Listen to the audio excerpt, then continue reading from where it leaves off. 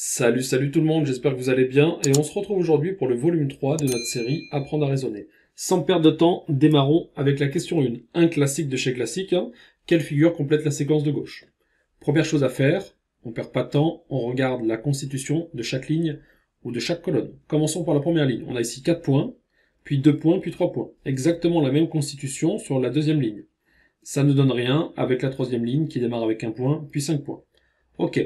Deuxième chose, et à retenir, mais ça c'est vraiment souvent dans la deuxième lame de recherche, c'est de regarder la constitution de la première figure ici, et de se demander si on n'aurait pas coupé un morceau pour le mettre ici. Donc là, hein, si on pousse le bouchon, on pourrait se dire, ah, on a pris les deux du milieu, on a changé la couleur de celui-ci en le mettant noir, puis après on a pris cette partie-là, on l'a collé à peu près ici. Ce qui ne marche pas du tout avec cette ligne-là. Donc on abandonne directement la série. Troisième chose, et la plus simple à faire, c'est regarder le total du nombre de points par ligne ou par colonne. Dans cette ligne-là, j'ai 4 plus 2 plus 3, ça nous fait 9 points en tout. Ici, j'ai 4 plus 2 plus 3, exactement pareil, 9 points. Et ici, j'ai 1 point plus 5 points, donc ça m'en fait 6, il m'en manque peut-être 3 ici. Vérifions sur les colonnes, on a donc 4 points plus 1, ça nous fait 9 points. 2 plus 2 plus 5, 9 points. Ici, 3 plus 3, on va compléter avec 3, potentiellement, et on aurait du coup 9 points par colonne ou 9 points par ligne. Regardons si on n'a pas quelque chose de ce côté-là. Ici, il me faut donc une figure avec 3 points. Donc je peux garder la A, la B non, C non, et la D. Ok. Malheureusement, si je pars dans cette logique-là, je vais devoir faire une sélection. Qu'est-ce qui pourrait me permettre de choisir entre ces 3 points noirs ou ces 3 points blancs? Alors, qu'est-ce que je peux remarquer ici? Éventuellement, regardez le nombre de points noirs et de points blancs par ligne. Dans cette première ligne, j'ai donc 5 points noirs et 4 points blancs. Ici, 5 points noirs et 4 points blancs. Ici, j'ai quoi sur la colonne? 5 points noirs, 4 points blancs, 5 points noirs, 4 points blancs. Bah, ça a l'air un peu de matcher. Donc, quelle est la figure ici à choisir parmi la A ou la D, de telle sorte qu'on ait 5 points noirs et 4 points blancs? Le choix est vite fait. On choisit. Moi, je trouve que la logique marche très bien ici et je prendrai la réponse A. D'accord? Je vous rappelle ici, hein, l'idée c'est pas de faire une thèse de philosophie sur les choix ou pas les bons choix. Vous avez une logique qui se tient. Vous avez en général 40 questions à aborder sur ce genre de test. Ne perdez pas de temps. Là, on a quand même une bonne assurance que la réponse puisse être celle-ci. D'accord? On a bien raisonné, ça a l'air de tenir sur les lignes et les colonnes. On passe à la suivante. Et c'est ce qu'on va faire dès maintenant. Ah, un classique aussi, hein, quel est l'intrus? Première chose, on va regarder, comme je vous ai dit la dernière fois, s'il n'y a pas une histoire de parité. Donc là, on a un nombre pair, hein, ça finit par 2, impair, impair, pair, impair, impair, pair. Rien de ce côté-là. Deuxième chose à vérifier directement, hein, ça va être regarder peut-être le total de la valeur des chiffres du nombre. Donc on a 4 plus 6, 10, 10 plus 2, 12. Ici. Ici on a combien? 6 plus 8, 14, 14 plus 3, 17. Ici on a combien? 8 plus 5, 13, 13 plus 3, 16. Ouais. Ici, 9 plus 1 plus 8, ça nous fait 18. Et on va s'arrêter jusque là, ça nous fait 8 et 10. Moi, je ne vois rien de particulier sur la somme des nombres. Ça a l'air de monter, puis de descendre, puis de remonter, puis de redescendre. Ça monte de 5, puis ça descend de 1, puis ça remonte de 1, puis ça descend de 8. Bon, là, ce serait vraiment aller chercher la petite bête d'aller dans ce sens-là, hein. Franchement, c'est vraiment worst case scénario pour nous ici. Donc on efface ça, et on va passer à autre chose. Qu'est-ce qu'on pourrait avoir? Alors il y a quelque chose d'autre, c'est regarder peut-être combien j'ai ajouté pour passer de 462 à 683. Mais là, vous comprenez bien que si vous devez faire ça pour chacune des valeurs, on va y passer une plombe. Donc ça, c'est aussi les scénarios à garder pour la fin quand on a fait le plus simple. D'accord? Parce que pour aller calculer ce qui se passe entre 462 et 683, puis entre 683 et 385, bonne chance. Donc on va laisser ça de côté pour l'instant. Alors, qu'est-ce que j'ai ici? On va regarder maintenant, au lieu de regarder des logiques entre chaque nombre, d'accord, entre 462 puis 683, et puis on arrive à 385, on va regarder une logique dans chaque nombre. On va prendre du coup ici 462. Ok. Est-ce que j'ai quelque chose de particulier dans 462? Si par exemple j'ajoute les deux premiers, donc je fais 4 plus 6, ici je trouve 10, on pourrait avoir un truc un peu tordu, mais ça peut arriver. On va regarder par exemple ou l'unité de la somme des deux, ou la somme des deux chiffres, et regarder si ça ne donnerait pas celui-ci. Ça matche pas pour l'instant. Ok, donc on a peut-être ici, on a peut-être, oui effectivement, regardez 4 plus 2, ça nous fait 6. Donc la somme des extrémités nous donne celui du milieu. Regardons maintenant avec 683. Alors 683, la somme des extrémités, ça nous donne du coup 9, qui est différent de 8. Ça marche pas. Aïe. Mais attention, on est potentiellement tombé sur l'intrus. Donc ne vous arrêtez pas là, regardons celui d'après, au cas où, ce serait quand même malchanceux. Du coup, ici, 385, on a quoi? On a ici devant nous 5 plus 3 égale à 8. Ça a l'air de matcher aussi pour celui-ci. Vérifions pour les autres au cas où. 1 plus 8, 9. 2 plus 3, 5. 7 plus 1, 8. 5 plus 4, 9. Ça a l'air de matcher. Et on va choisir notre intrus, qui est celui-ci.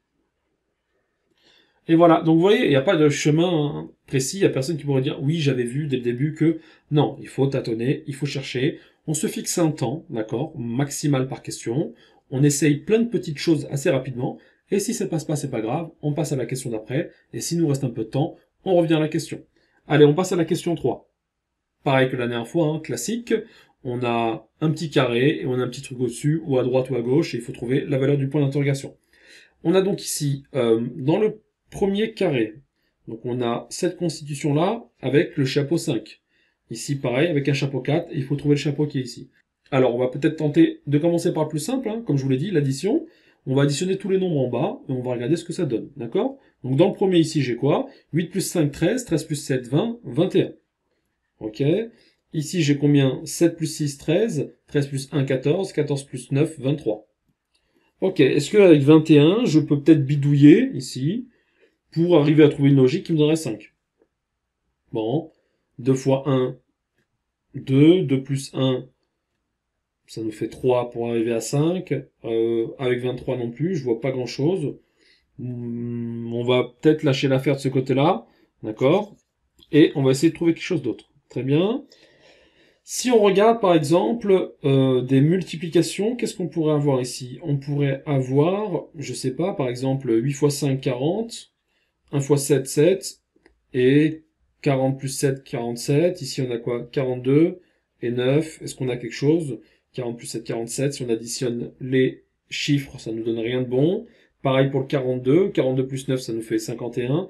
Si j'ajoute les chiffres de 51, je trouve rien de ce côté-là. Donc vous voyez, je tâtonne, j'essaye, je regarde, c'est l'objectif.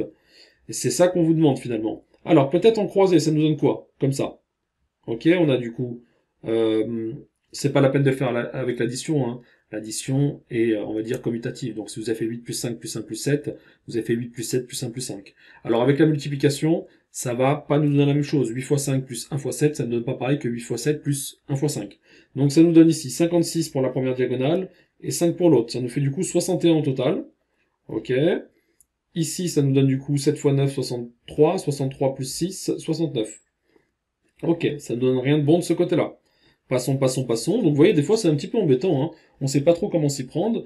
Donc maintenant on est contraint de passer à des opérations un peu plus désagréables. C'est-à-dire on va regarder du côté des divisions. Donc on a quoi ici?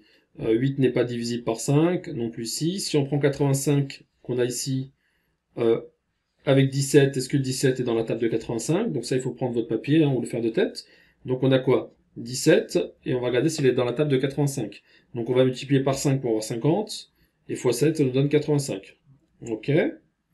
Ça a l'air de donner quelque chose. Pour le deuxième, on a donc 19 fois 4 qui nous donne 4 fois 9, 36. Hein. Donc on a notre 6 et ça nous donne du coup ici 76. Ouais, ça a l'air pas mal. Ok, donc on remarque quelque chose ici, hein, d'assez intéressant. On remarque, en d'autres termes, quand je multiplie la ligne du bas par celui d'en haut, je dois trouver la ligne d'en haut. Ou, différemment, quand je divise la ligne d'en haut par la ligne d'en bas, je trouve la valeur qui est en haut en chapeau. Donc si je fais 76 divisé par 19, je trouve 4. Ou si vous préférez faire des multiplications, 19 fois 4 nous donne bien 76. Donc on va faire pareil ici.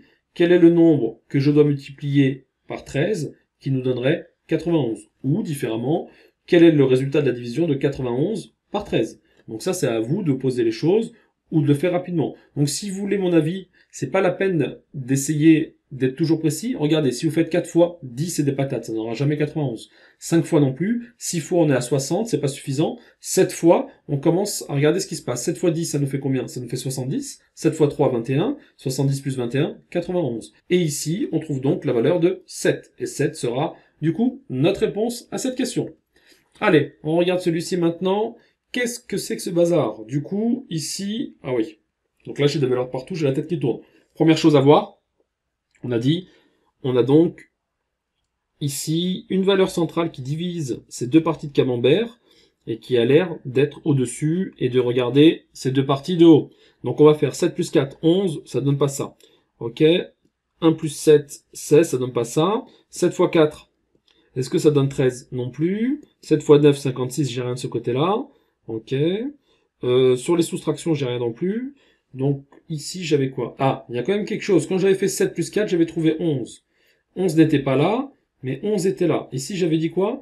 1 plus 7, 8. 8 n'était pas là, mais était là. Donc vous voyez ce qui se passe? Quand j'additionne les deux camemberts qui sont ici, j'obtiens la valeur qui est en face, d'accord? Sur le segment de séparation. Ici, 1 plus 7, 8. Je vais là, je trouve 8. Donc ici, 7 plus 7, est-ce que ça tient? 14, très bien. 7 plus 9, 16. Est-ce qu'ici, j'obtiens 16? Très bien. Ça a l'air de marcher, hein. Et vérifions le dernier. 7 plus 5, 12. Très bien. Bah, du coup, on a trouvé la logique, hein. 1 plus 4, ça nous donne bien 5. Et du coup, 9 plus 8, ça nous donne 17. Et la valeur qui est ici doit être la valeur 17. Et le tour est joué. Allez, on finit avec la dernière question du test. Ici, quel nombre doit remplacer le point d'interrogation? On a quand même un joli bazar visuel, hein, ci-dessous. Et on va regarder, première chose à faire, hein, moi je fonce directement dans le tas, je regarde la somme des deux ici, et je la note ici. 8, ici, 5, ici, ça nous donne quoi? 9, ici, on sait pas, et ici, ça me donne 7. Alors, qu'est-ce que j'ai ici? Quand j'additionne ces deux trucs ici, j'obtiens mon 13. Très bien. 5 plus 9, 14, ça a l'air de matcher. Ça plus ça, je ne sais pas, et ça plus ça, je ne sais pas. Donc, l'idée qui vient ici, c'est de se dire, quelle devrait être la valeur du point d'interrogation pour que la somme des deux plus 9 me donne 20. On va regarder, on va noter ça ici. 3 plus point d'interrogation plus 9 devrait être égal à 20. Alors, 3 plus 9, 12. 12 pour aller à 20, il nous manque 8. Donc ici, j'ai point d'interrogation qui vaut 8. Très bien. Donc si je mets 8 ici sur le point d'interrogation, à la place ici, quelle est la somme que je vais obtenir au-dessus? 11. 11 plus 9 nous donne bien 20, et 11 plus 7 nous donne 18. Là, je pense qu'il n'y a pas de doute, ne serait-ce qu'une seconde. Ça fait plaisir parce que finalement, la réponse à la question est venue de l'addition. On n'a pas eu à aller explorer la multiplication, la division, ou la quatrième étape dont je vous ai parlé, les logiques visuelles. Vous voyez, des fois, il y a des schémas visuels qu'on peut repérer. Ça se travaille aussi à l'expérience. On a donc essayé directement notre première stratégie, et ça a marché. Ok? Et ça nous fait plaisir. Alors, j'espère que vous avez bien enregistré les stratégies qu'on a mis en place. Là, on est vraiment dans des questions qui ressemblent à ce qu'on a fait dans les deux premiers tests. Sur le prochain test, je vais un peu changer les logiques qu'on va trouver. Je vais vous apporter d'autres styles de logique pour étoffer un peu votre arsenal lorsque vous allez affronter ce genre de questions. D'ici là, je vous dis à bientôt, portez-vous bien, bye bye!